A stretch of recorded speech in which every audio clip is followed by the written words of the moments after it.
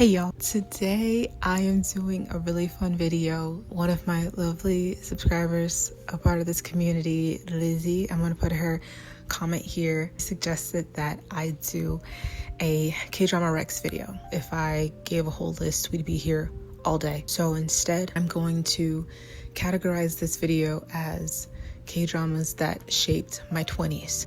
I just thought it would be so cool to go back and reminisce the K-dramas that I've loved over the years that are so near and dear to my heart. Hopefully you'll enjoy just as much as I did. This will span from about 2015 to now. So it's gonna be kind of in chronological order.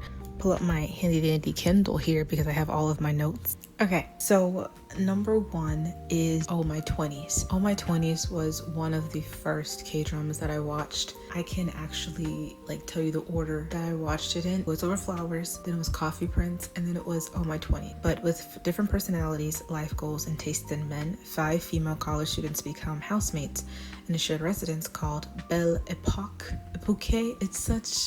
It's so near and dear to my heart now because it kind of gave me the idea of what I wanted my 20s to be like. My 20s now in this life is really kind of shaping into something that I really wanted it to be. The ups and downs of life, the friendships, the womanhood, the protection, the bonds that you have, the trials that you'll go through. I really just loved the friendship that all the girls had. I loved that they showed the fights. I loved that they showed the times they didn't get along. But in the end, when they all came to defending one another, it didn't matter what happened. It didn't matter what they thought about the last week before. I loved each character. That's honestly where I first fell in love with Park and Bin. And you'll notice a pattern.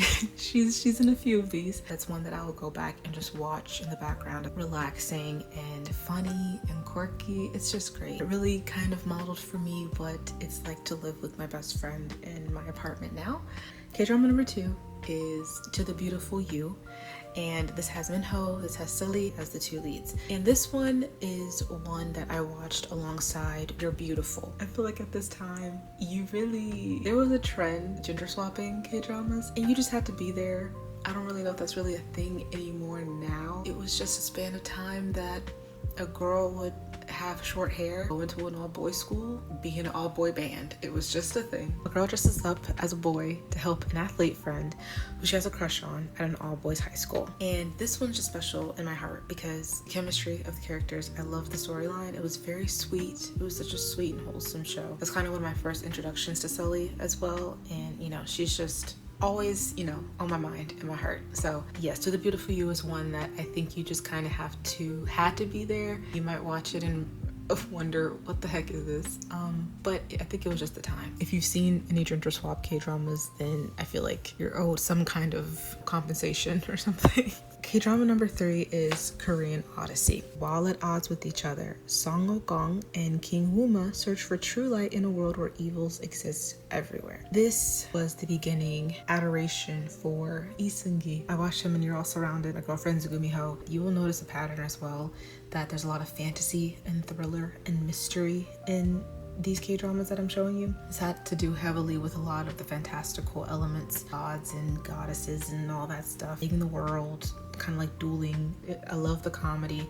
I love the side characters as well. What's his name? Hongki from V Island, I think that's his name. He was also in it. Wonderful singer, by the way, but I think I loved every character in it so much. Such a good story. Don't like that it ended off on a cliffhanger and we just never got to know what happens, but we love fantasy and I feel like you'll maybe like it. I don't know. Number 4 is Black. Now, I have to preface, this one is very heavy. This is a very heavy and very dark drama. I watched this when I was going through my own kind of heavy things in life. The synopsis is a Grim Reaper gets punished for breaking the rules of heaven and falling in love with a mortal woman after inhabiting a human body. As soon as I read that, I was like, this is my cup of tea. I just love situations where the main character has to work through something where the odds are against them. It was slow burn. It was like forbidden love. I love a good redemption story as well too. So always good to see, good travail in the end kind of a thing. But again, it is very dark. So please research and just protect your peace. Okay. Number 5 is Mouse. Okay, Mouse is another Isengi one. Badum is a novice police officer of Gudong Police Office, taking care of all the town's misbehaviors. One day, however, he teams up with a notorious detective Muchi to arrest a psychopathic criminal. I don't even want to say too much, but this show, if you love mysteries, if you love trying to solve the case before the show ends, if you just love twists and turns of a show, I love good thrillers and mystery. So again, if you just love a good mystery, if you just want to try and, get into something a bit darker, less romantic, more serious, just try Mouse.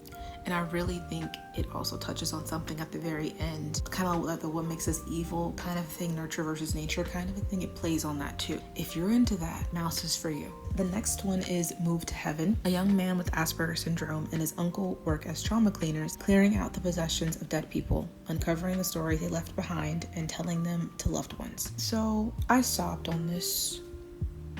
I sobbed. Really on every episode. I will say this is a crying one. It's a very popular one, I believe, as well. This isn't one that's like super niche. I don't really think any of these are really niche. I feel like people know about these, but Move to Heaven was one that touched my heartstrings. Films that touch on people, those with disabilities, anything learning, physical, mental. It's really hard for me to get through. Even thinking about it now, I'm getting emotional. Really hard for me to sit through and get through. The plot device of them cleaning out the rooms of those people that have passed away, that's what kept me. And I was like, I have to do it. I'm gonna cry.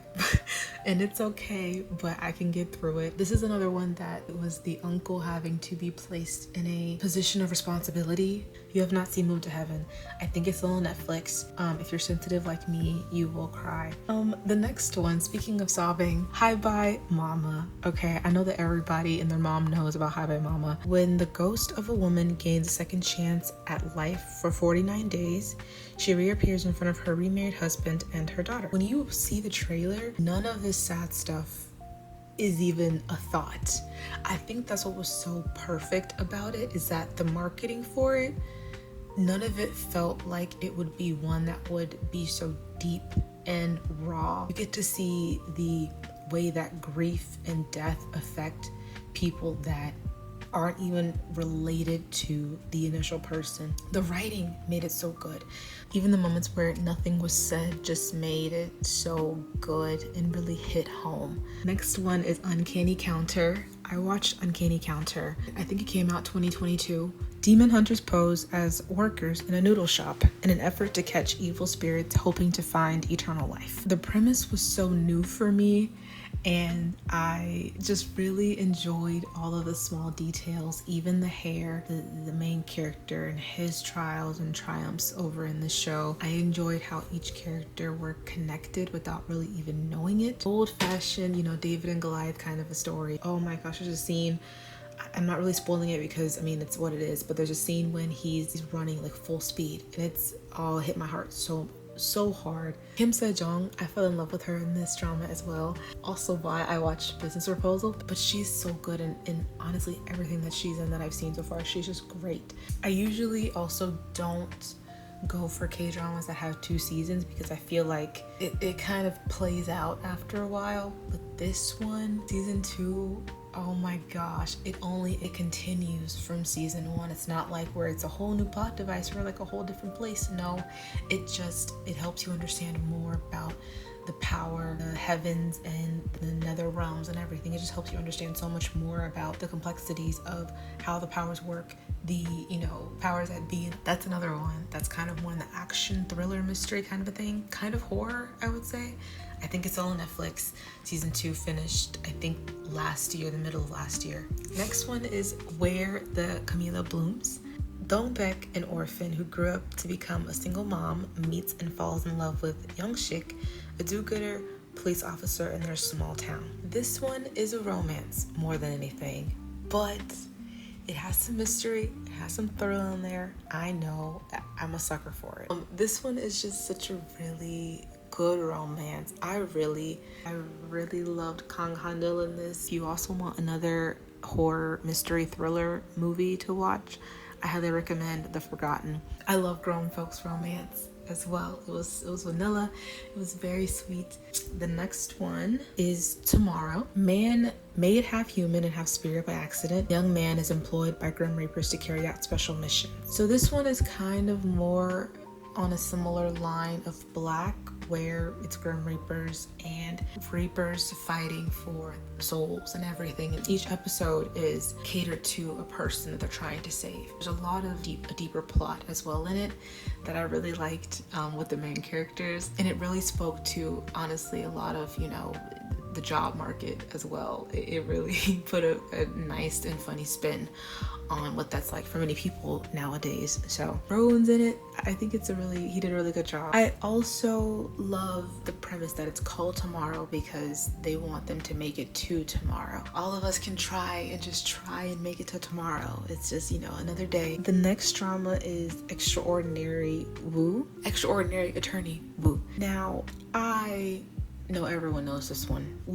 Young Woo is a young lawyer with Asperger's syndrome. She boasts a high IQ, an impressive memory, and a wonderfully creative thought process, but she struggles with everyday interactions. So this was one that I started simply because of Park and Bin, but I loved that there was, she had her friendship, she had her romance, she had her career. Everything was up against her, but she was so smart and she was capable and she was given a chance to show what she could do. Each episode is kind of set up in a way that it's each case, so you get to see how she handles each case. I think the one thing I took from the show, her quality of life, that she was able to experience something that was, I'm not good with words, I'm not good with emotions and feelings, but I can define this feeling and its fulfillment. And I'm like,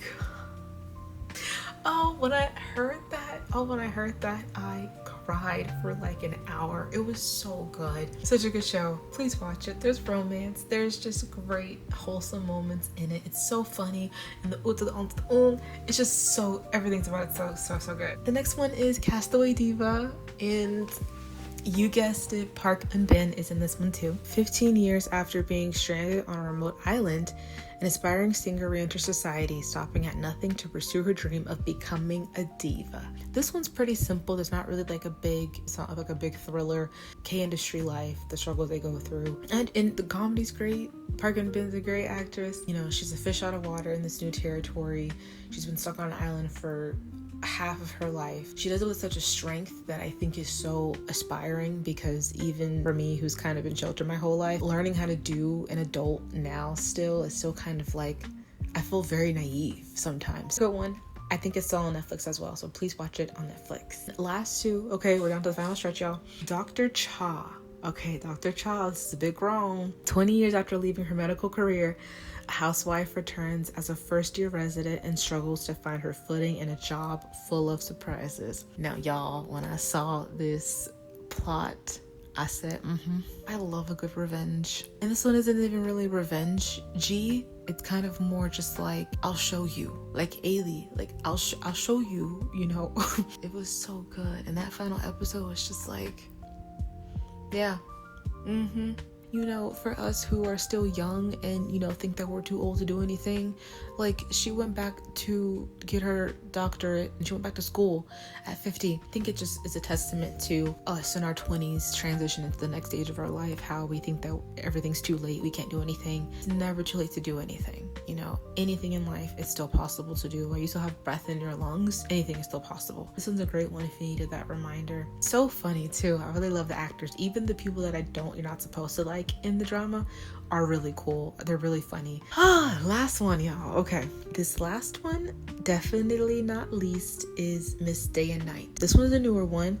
I watched this over the holiday break. A woman who magically switches ages is caught between two generations and a tough boss as she struggles to juggle her life in her 20s with her 50s as love, life, and family weave their way through the years. This one has two of my favorite actresses in it, and I want to put their names like here because I don't remember them off the top of my head right now. They are such great actresses. Like, I see her all the time, and every time I see her, she's always doing a great job in any drama that she's in. I thought it was going to be something else, and it turned out to be something completely different, which I liked, because if it was what I thought, I would have dropped it.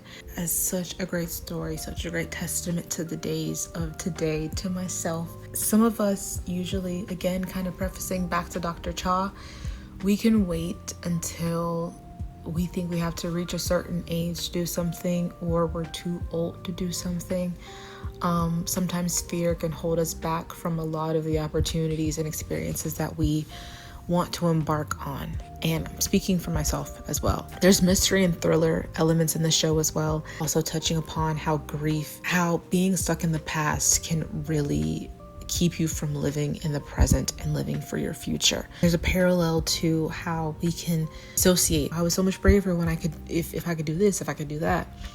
It's a testament that sometimes it's always within us. If we have the thought and the belief to do something, we most likely can do it. I really like that each of these plots, while they share the same devices and same elements, they're all very different. And I'm realizing that as I'm going through them, that I might like a lot of thriller, I might like a lot of mystery and, fantastical elements, but none of them are the same. I think that's what's great about just any art medium. In retrospect, each art piece, medium, movie, film, show is so different and so distinct to its own self that it can mean something so different for one person to another. That was my K-drama recommendations for you all. These have all shaped my 20s. Honorable mentions as well. It would have been longer. Behind Your Touch, Love to Hate You, The Glory, Abyss, Hellhound, Hometown Cha-Cha-Cha, Crash Course in Romance, and One, The Woman. My SD card is literally it's blinking at me, telling me I have to hurry up. Thank you so much for watching. Lizzie, thank you again for recommending me this video. It was so fun to do, so fun to make. I enjoy just remembering all that I've watched over the years. Let me know what some of your faves are, what you like watching, what you're currently watching, whichever. But yeah, I'll cut it off here now, and I'll see you all in the next video. Bye!